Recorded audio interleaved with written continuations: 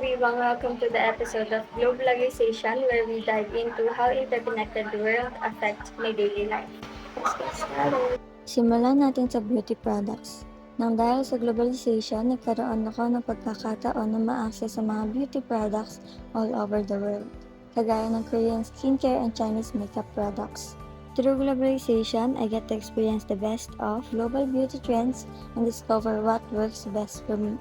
But the negative effects of this is that the overwhelming choices can be confusing and sometimes expensive for me.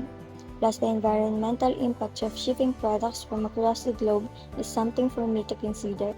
I address this by focusing on quality over quantity and purchasing from brands that prioritize sustainable practices, reducing the environmental impact. As a student, naapektuhan ako ng globalization sa paraan ng pakikinig ng musika. Because of globalization, I have access to music, exposing me to various genres and artists. Dahil dito, mas nakakapag-focus ako sa pag-aaral. It has also enriched my musical preferences. Globalization also affects my daily life through the use of online shopping. Mas napapadali ang pagbili ko ng mga bagay na kailangan ko, kagaya ng school supplies nang hindi lumalabas ng bahay. Also, I have huge variety of items na mapagpipilian na hindi ko nahahanap sa local stores.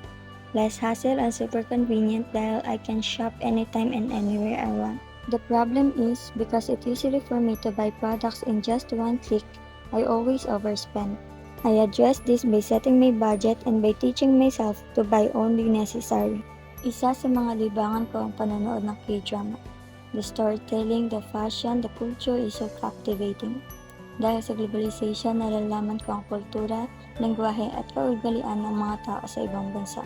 Isa rin ito sa paraan upang makapag-relax after a long day of studying. The downside is napapasobrang panonood ko, and sometimes I find myself comparing my life to the idealized version I see on the screen. I address this problem by setting specific time for me to watch K-dramas, usually as a reward after completing my studies. I also remind myself that these shows are fictional and try to focus on enjoying them without comparisons.